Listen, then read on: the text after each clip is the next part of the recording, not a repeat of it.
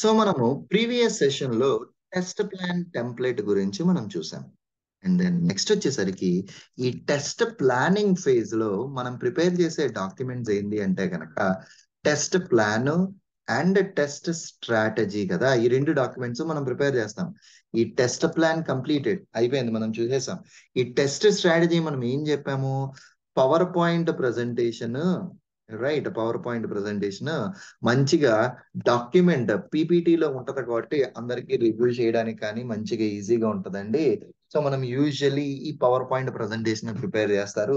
ఈ మధ్య కాలంలో ఈ రెండిటిలో ఏదో ఒక్కదాన్ని యూజ్ చేసుకుంటున్నారండి అన్నాం. సో ఇప్పుడు ఆల్రెడీ టెస్ట్ ప్లాన్ టెంప్లెట్ మనం స్టడీ చేసేసాం కాబట్టి ఇప్పుడు టెస్ట్ స్ట్రాటజీ టెంప్లెట్ అన్నది మనం చూద్దాం. ఈ టెస్ట్ స్ట్రాటజీ టెంప్లెట్ కి వచ్చేసరికి సేమ్ వర్జన్ కంట్రోలింగ్ సిస్టమ్ అంతా వన్ అండ్ ద సేమ్ అండి. అండ్ ఇది ఒక పవర్ పాయింట్ ప్రెజెంటేషన్ కాబట్టి మీకు ఇట్లా కనిపిస్తుంది టెస్ట్ స్ట్రాటజీ అన్నది. ఫస్ట్ స్క్రీన్ లో టేబుల్ ఆఫ్ కంటెంట్స్ ఉంటుంది. అండ్ సెకండ్ స్క్రీన్ లో over view about the project. అసలు ఆ ప్రాజెక్ట్ ఏంటి, మనల్ని వాళ్ళు ఏం అడిగారు, మనం వాళ్ళ కోసం ఏం డెవలప్ చేస్తున్నాము అన్నది. అండ్ దాని తర్వాత ఈ డాక్యుమెంట్ చూసే ఆడియన్స్ ఎవరు, ప్రాజెక్ట్ కి సంబంధించిన వాళ్ళు ఎవరు చూస్తారు, బయట వాళ్ళు ఎవరు చూస్తారు, కస్టమర్ కి సంబంధించిన వాళ్ళు ఎవరు చూస్తారు అన్నది ఇప్పటి వరకు ఇంట్రొడక్షన్. అండ్ ఇక్కడి నుంచి యాక్చువల్ టెస్ట్ స్ట్రాటజీ స్టార్ట్ అవుతుంది. ప్రాజెక్ట్ లో ఈ టెస్ట్ స్ట్రాటజీలో నువ్వు మెయిన్ డిజైన్ చేసేది నీ ఓవరాల్ స్కెడ్యూల్ ఏంటి, ఇందులో నువ్వు యూస్ చేసే ఎన్విరాన్మెంట్స్ ఏంటి, అండ్ ఇందులో నీకు కావాల్సిన డాక్యుమెంట్ యొక్క రిక్వైర్మెంట్స్ ఏమేమి ఉంటాయి, అండ్ నీకు టెస్ట్ చేయడానికి సంబంధించిన డేటా ఎక్కడి నుంచి వస్తుంది, నీ టెస్ట్ సినారియోస్ ఏంటి, నీ యొక్క ఆటోమేషన్ టూల్స్ ఏంటి, వాటి యొక్క డీటెయిల్స్ ఉంటాయి మాట ఓవరాల్ డాక్యుమెంట్ లో. అండ్ ఈ టెంప్లెట్ లో ఈ ప్రాజెక్ట్ కి ఏ ఏ టెస్టింగ్స్ అప్లై అవుతాయి అన్న యొక్క డీటెయిల్స్ ఇక్కడ ఉంటాయి. ఓకే. సో ఇక్కడికి వచ్చేసరికి unit testing, system integration testing, end to end user acceptance, penetration, performance regression and rehearsal, ఇలా డిఫరెంట్ టైప్స్ ఆఫ్ టెస్టింగ్స్ ఉన్నాయి. మనకి యూనిట్ టెస్టింగ్ అంటే తెలుసు, డెవలపర్ చేస్తున్నారు అని. సిస్టమ్ టెస్టింగ్ అంటే తెలుసు, మనం టెస్టర్స్ చేస్తామని. మరి సిస్టమ్ ఇంటిగ్రేషన్ టెస్టింగ్ అంటే ఏంటి సురేంద్ర అని కొంతమందికి డౌట్ వస్తుంది. ఏం లేదండి, ఇప్పుడు ఒక చిన్న ఎగ్జాంపుల్ ఏంటి అంటే Amazon.com అన్నది మీ యొక్క అప్లికేషన్. దానికి పేమెంట్ గేట్వేతో ఇంటిగ్రేషన్ చెయ్యాలి. ఫస్ట్ ఏం చెప్తారు అంటే మేము ఇంకా పేమెంట్ గేట్వే డిసైడ్ అవ్వలేదబ్బా, మీరు జస్ట్ టెంపరీగా మేము పేమెంట్ గేట్వే ఉంది అంటాం, మీరు చేసేయండి అంటారు. అంటే పేమెంట్ గేట్వే ఏమీ ఉండదు.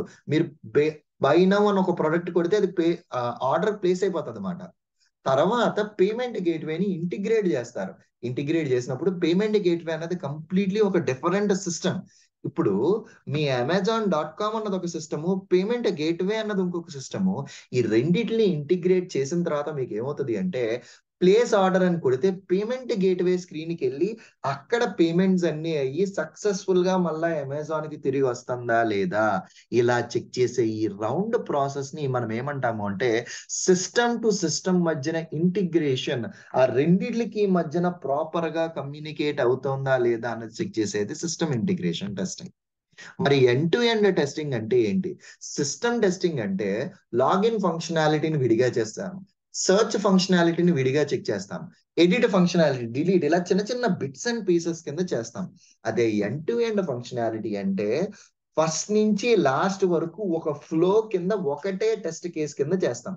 ఎగ్జాంపుల్ ఇప్పుడు Amazon.com ఉందంటే ఒక end to end flow example ఎలా ఉంటది అంటే అకౌంట్ క్రియేట్ చేసి అకౌంట్ లోకి లాగిన్ అయ్యి ప్రొడక్ట్ ని సర్చ్ చేసి యాడ్ చేసి ప్రొడక్ట్ ని ప్లేస్ చేసి ఆర్డర్ ప్లేస్ చేసి ఆర్డర్ డీటెయిల్స్ లో ఆ ప్రొడక్ట్ యొక్క ట్రాకింగ్ కరెక్ట్ గా వస్తుందా లేదా చెక్ చేసి లాగౌట్ చేయడం. ఇది one end to end flow for this Amazon.com. End to end first నుంచి లాస్ట్ వరకు మొత్తం ఒక ఫ్లో లో చెక్ చేసేదాన్ని ఎండ్ టు ఎండ్ టెస్టింగ్ అంటారు.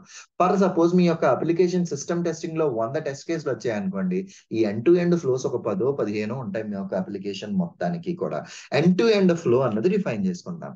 అండ్ మనకి యూజర్ యాక్సెప్టెన్స్ టెస్టింగ్ తెలుసు, ఎండ్ యూజర్ చేస్తాడు. ఈ పెనిట్రేషన్, ఈ పర్ఫార్మెన్స్, ఈ రిహార్సల్ మనకు అక్కర్లా. రిగ్రెషన్ టెస్టింగ్ అన్నది ఇక్కడ సెపరేట్లీ రాశారు కదండి. ఈ regression testing falls under both system and as well as a system integration testing అండి. Okay, system testing, system integration testing లోకి రిహార్సల్ ఇదేంటది రిగ్రెషన్ టెస్టింగ్ వెళ్ళిపోతుంది. అండ్ దెన్ నెక్స్ట్ వచ్చేసరికి ఇప్పుడు నెక్స్ట్ టైప్, ఇప్పుడు టెస్టింగ్ యొక్క ఫేజెస్. యూనిట్ టెస్టింగ్ యొక్క ఆబ్జెక్టివ్ ఏంటి, దాని యొక్క ఇన్ స్కోప్ ఏంటి, అవుట్ స్కోప్ ఏంటి. ప్రతి టెస్టింగ్ కి ఇన్ స్కోప్ అవుట్ స్కోప్. మనం టెస్టర్స్ కింద system testing, system integration testing, end to end testing, user acceptance testing some times మనం చేస్తాం. ఈ టైప్స్ ఆఫ్ టెస్టింగ్స్ కి మాత్రమే మన యొక్క టెస్టర్ కి స్కోప్ లో ఉంటది. మిగతావేవి మనకి అవసరం లేదు ఫంక్షనల్ టెస్టర్స్ కింద. అండ్ దెన్ నెక్స్ట్ వచ్చేసరికి ఇది టైమ్ లైన్స్. సిస్టమ్ టెస్టింగ్ ఇన్ని రోజుల్లో నేను చేస్తాను, ఈ రోజు స్టార్ట్ చేసి ఈ రోజుకి ఎండ్ చేస్తా.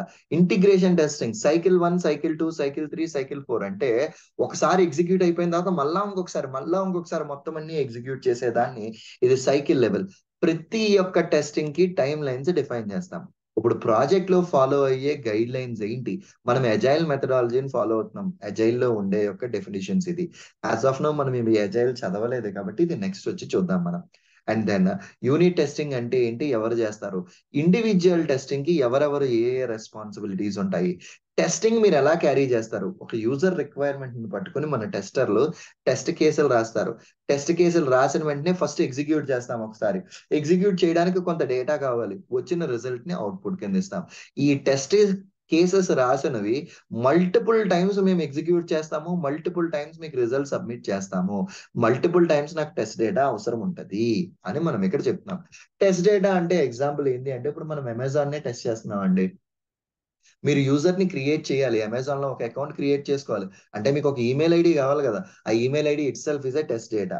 అలా మీకు ఎంతెంత టెస్ట్ డేటా కావాలి అన్నది మనం ముందర డిఫైన్ చేసి పెట్టుకుంటాం. మీ యొక్క టెస్ట్ ఎగ్జిక్యూషన్ అప్రోచ్ ఏంటి అంటే, మీరు ఎగ్జిక్యూట్ చేసేటప్పుడు ఒక డిఫెక్ట్ వస్తే డెవలపర్ కి ఇస్తారు. డెవలపర్ దాన్ని డిఫెక్ట్ రిజాల్వ్ చేసిన తర్వాత మళ్ళా మనం దాన్ని టెస్ట్ చేసి ఫిక్స్ అయితే ఫైన్, ఫిక్స్ కాకపోతే మళ్ళా డెవలపర్ కి అసైన్ చేస్తాం అన్నమాట. సో టెస్టింగ్ యొక్క entry criteria individual type of testing level కి తగ్గట్టుగా పెట్టారు. యూనిట్ టెస్టింగ్ కి ఎంట్రీ క్రైటీరియా ఏంటి, ఎగ్జిట్ క్రైటీరియా ఏంటి. సిస్టమ్ టెస్టింగ్ కి ఎంట్రీ క్రైటీరియా ఏంటి, ఎగ్జిట్ క్రైటీరియా ఏంటి. సో ఈ డాక్యుమెంట్ యొక్క అల్టిమేట్ ఆబ్జెక్టివ్ ఏంటి అంటేనండి, మీకు ఒక రియల్ వరల్డ్ లో టెస్ట్ స్ట్రాటజీ ఎలా ఉంటది అన్నది మీరు అర్థం చేసుకోవడానికి మాత్రమే.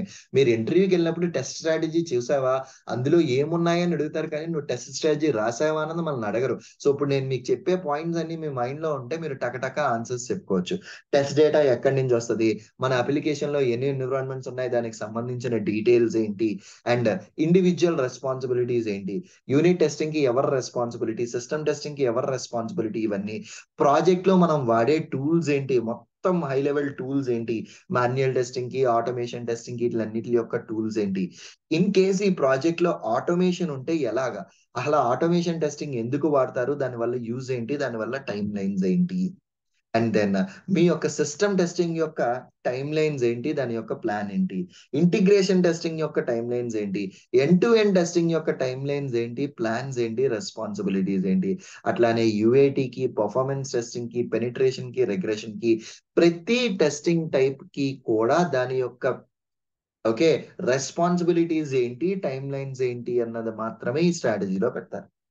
More or less test plan, test strategy చూడడానికి కంటెంట్ ఒకటేలా ఉన్నది, కానీ అందులో యూస్ చేసే డేటా చేంజ్ అన్నది చాలా ఎక్కువగా ఉంటుంది. టెస్ట్ ప్లాన్ లో మీకు కొంచెం స్ట్రక్చర్డ్ వేలో రిప్రజెంట్ అయ్యి ఉంటే, ఈ టెస్ట్ స్ట్రాటజీలో మీకు వచ్చేసరికి ఏంది అంటే గనక ఇంకొంచెం ఎఫెక్టివ్ వేలో మనకి డిఫైన్ అయ్యి ఉంటుంది. అల్టిమేట్లీ ఈ రెండు కూడా మనకి ఏం చెయ్యబోతున్నాము అన్నది మాత్రమే మనకి ఇక్కడ చెప్తారు అన్నమాట అల్టిమేట్ గా. Okay, perfectly all right. This is all about a test strategy template అండి.